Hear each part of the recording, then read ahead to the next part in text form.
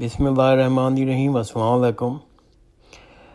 میرے کچھ دوست احباب مسلسل مجھ سے ایک درخواست کر رہے ہیں کہ میں کچھ ریسرچ کر کے ان کو بتاؤں کہ صلاۃ التسبیح کے بارے میں کیا میرا علم ہے اور اس کے بارے میں میری کیا رائے ہے۔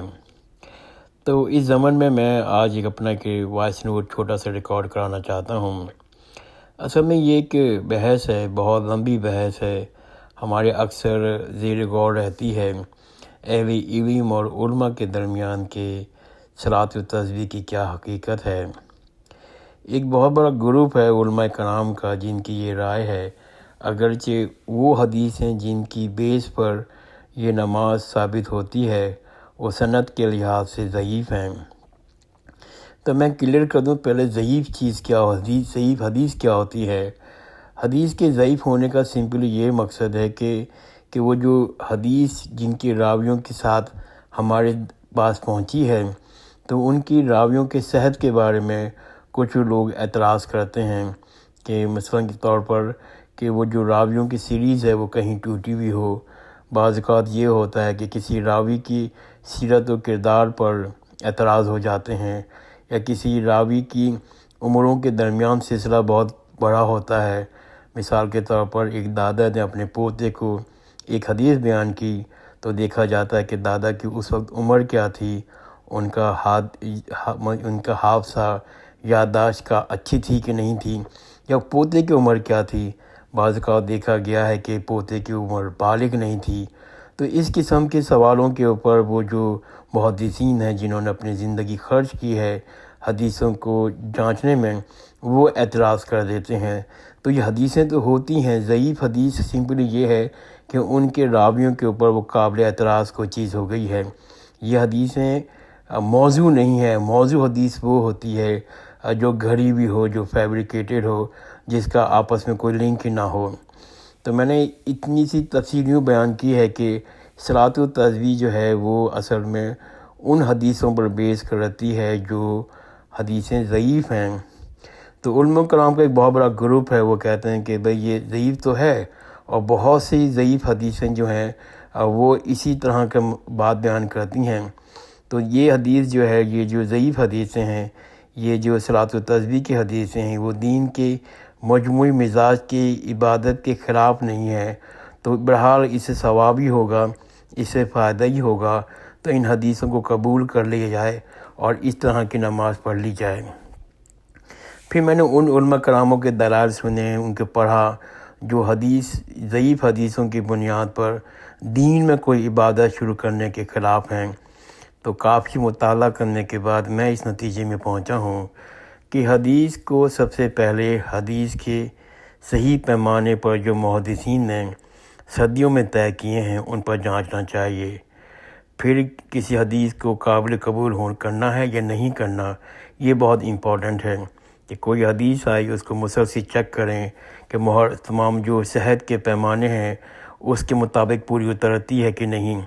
اسی لیے کہ یہ جو بات حدیث ہے، کہ یہ بات ہے جی نسبت ہے، ہم حضرت صلی اللہ علیہ وسلم کی طرف سے بیان کر رہے ہیں۔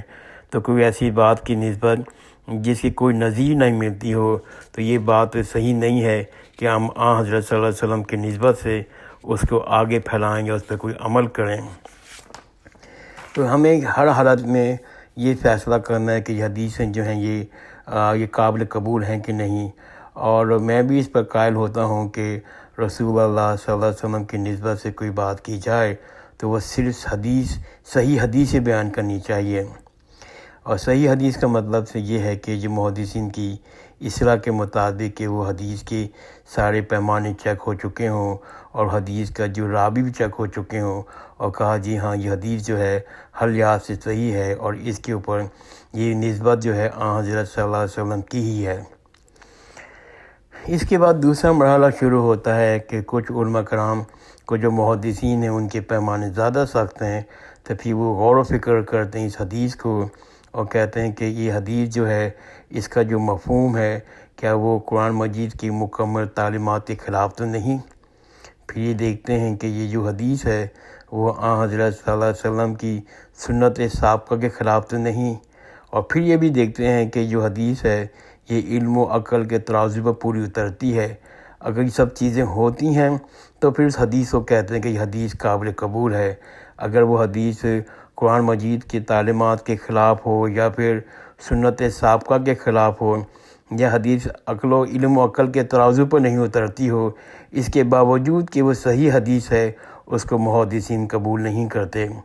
تو یہ بات سب سے زیادہ امپورٹنٹ ہے کہ ہمیں ذہن نشین کرنی چاہیے کہ حضرت صلی اللہ علیہ وسلم کے بارے میں کوئی جھوٹی بات کو نہیں آگے پھیلانا چاہیے، نہیں بات کرنی چاہیے۔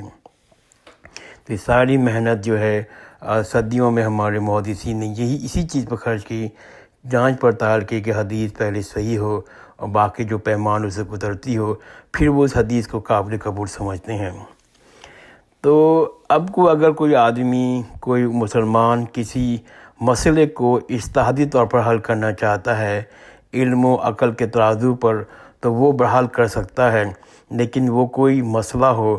لیکن عبادت کے معاملے میں بھی یہ بات کلیئر ہے کہ کوئی عقلی تقاضا نہیں ہو سکتا۔ ہم اپنی عبادت میں صرف وہی چیز شامل کر سکتے ہیں، وہی عمل جو ثواب کی نیت سے کر سکتے ہیں، جو وہ عمل قرآن شریف میں آیا ہو، اس کی تعلیمات ہمیں قرآن شریف سے ملتی ہو یا سنت سے ثابت ہو، جو سنت مسلسل متواتر حضرت صلی اللہ علیہ وسلم نے اپنی زندگی میں کی ہو، صحابہ کرام نے ہمیں سینہ بہ سینہ ہمیں رپورٹ کیا ہو، یا صحیح حدیث ہو۔ تو ان تینوں چیزوں کے بیس پر ہم کوئی بھی عمل اپنی عبادت میں شامل کر سکتے ہیں ثواب کی نیت سے کہ یہ عبادت ہے۔ لیکن کوئی دینی عمل صرف اس لیے شامل کر دینا کہ اس سے ہمیں فائدہ ہوگا، یا فلاں پیر نے کیا تھا ان کو فائدہ ہوا، اب فلاں بزرگ نے کیا انہوں نے کہا اس سے فائدہ ہوگا، یہ سب چیزیں بے معنی ہیں ہمارے دین کے لحاظ سے۔ یہ دین کا ایسا کوئی مزاج نہیں ہے۔ ہمارے دین میں یہ نہیں ہے کہ ہم کوئی عمل، کوئی نماز، کوئی تسبیح، کوئی فلسفہ شامل کر دیں۔ دین کے معاملے میں ہمیں محکم دلیل چاہیے کہ فلاں حدیث میں ثابت ہے، فلاں قرآن سے ثابت ہے، یا فلاں سنت سے شامل ہے۔ بغیر کسی محکم دلیل سے ہم کوئی بھی عمل دین میں شامل نہیں کر سکتے ثواب کی نیت سے۔ پھر ایک اور چیز آپ کو غور ہے کہ ہمیں جو نماز سکھائی گئی ہے، جو ہمیں عبادت کی آداب بتائے گئے ہیں، جو حج کے مناسک بتائے گئے ہیں، اس میں کسی بھی جگہ ایسا کوئی طریقہ اختیار نہیں کیا گیا کہ 10 دفعہ ایسی نماز پڑھ لو۔ یہ سب چیزیں صوفیہ کرام کے طریقے ہیں جو ہمارے دین میں شامل ہو گئے ہیں۔ تو اب یہ سوال پیدا ہوتا ہے کہ صلاۃ التسبیح بدعت ہے؟ تو اس سلسلے میں نے جواب تلاش کیا، علماء کرام کے دلائل سنے، تو اس نتیجے میں پہنچا کہ کوئی آدمی، کوئی امام، کوئی علماء کرام، کوئی انسان کسی حدیث سے طریقہ نکال رہا ہو اور اس کو اس طرح سمجھ رہا ہو، تو اس کی حدیث کو سمجھنے کی غلطی کو واضح کیا جاتا ہے کہ آپ نے اس حدیث کو غلط معنی نکالے ہیں، غلط طریقہ نکالا ہے، اس چیز کو واضح کیا جاتا ہے۔ بدعت تو وہ چیز ہے کہ جو آدمی اپنی طرف سے کوئی چیز بات کو بڑھا دے اور کہے اس سے ثواب ہوگا، اس کو قبول کر لو اور اس سے فلاں بزرگ خوش ہوگا، تو کوئی چیز اپنی طرف سے ایڈ کرنا دین کے اندر، وہ بدعت ہے۔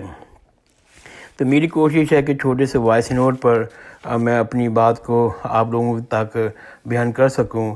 اگر کسی بھائی کو کوئی اور سوال ہے تو مجھے وائس نوٹ کے ذریعے واٹس ایپ پہ میسج بھیج سکتا ہے۔ جزاک اللہ خیرن، خدا حافظ۔